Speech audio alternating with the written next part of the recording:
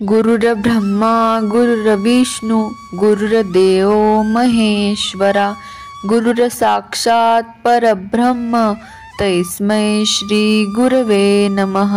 श्री स्वामी समर्थ।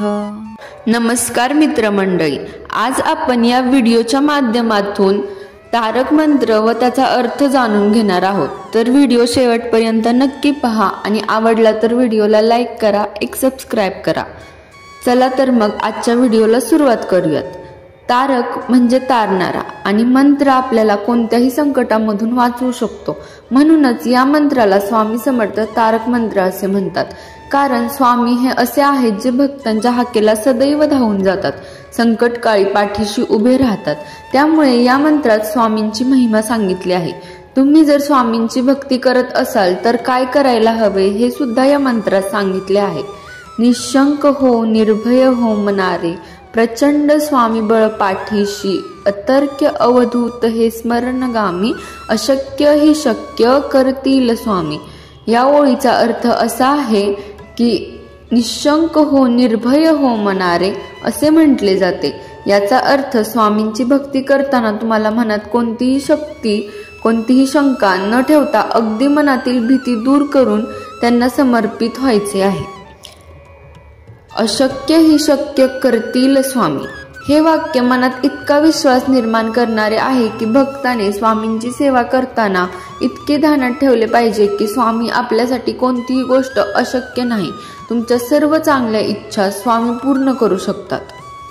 जिथे स्वामी पाया तिथे न्यून काया, स्वये भक्त प्रारब्ध घडवी ही माय, आज्ञे विना ना काळ नानी त्याला, परलोकी ना भीती तयाला। या ओळीचा अर्थ असा आहे की स्वामी जर तुमच्या पाठीशी आहेत, त्यांची साथ तुम्हाला मिळत आहे तर घाबरण्याची काहीच गरज नाही। स्वामी सोबत असताना यमाला देखील पाठ फिरवावी लागते, ही त्यांची ताकद आहे। स्वामींच्या आज्ञेविना काळ देखील तुम्हाला काही करू शकत नाही आणि केवळ भूतलावच नाही तर परलोकी देखील स्वामी तुमची साथ कधीच सोडणार नाहीत।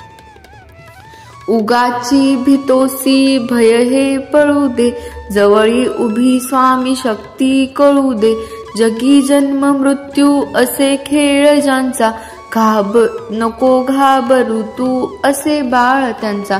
तिसऱ्या कडव्यात असे सांगितले आहे की अरे तू घाबरतोस कशाला, तुझ्याजवळ तर स्वामी शक्ती आहे। जन्म मृत्यू ज्यांच्या अधीन आहे ते ब्रह्मांड नायक स्वामी तुझे आहेत, तू त्यांचा प्रिय भक्त आहेस, त्यामुळे तुला घाबरण्याची काहीच गरज नाही। स्वामींची आपल्या भक्तांप्रती असलेली माया यातून दिसून येते।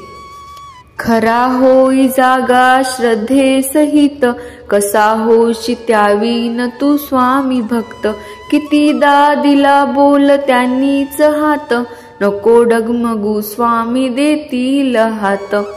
या ओळीचा अर्थ असा आहे की तो भक्त खऱ्या श्रद्धेने देवाला पूजतो, मनोभावे सेवा करतो, त्याच्या पाठीशी देव सदैव उभा राहतो, याचीच प्रचिती या कडव्यातून येते। पवित्र मनाने आणि निर्मळ भावाने श्रद्धेसहित सेवा करणाराच खरा स्वामी भक्त असतो। स्वामी अशा भक्तांना नेहमी साथ देतात, त्यांना संकटकाळी आपला हात देतात, त्यामुळे निस्वार्थ भावाने भक्ती करावी। विभूती नमन नाम ध्यानादी तीर्थ, स्वामीच या पंचप्राणामृतात, हे तीर्थ गे आठवी रे प्रचिती, न सोडी कदाची स्वामी जागे हाती। पंचमहाभूते ब्रह्मांड म्हणजे काय तर या सर्वात आपले स्वामीच आहेत। स्वामींच्या नाम जपाने तुमची वाईट कर्मे नाहीशी होतात, त्यांच्या सेवेचे भक्तीचे फळ तुम्हाला निश्चितच मिळते। मनोभावी केलेल्या सेवेने स्वामींची प्रचिती आल्याशिवाय राहत नाही।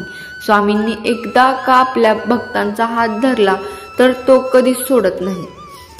Thank you for watching. आजचा व्हिडिओ तुम्हाला कसा वाटला हे कमेंट करून नक्की सांगा। एक लाईक करा, शेअर करा आणि सबस्क्राईब करा। थँक्यू।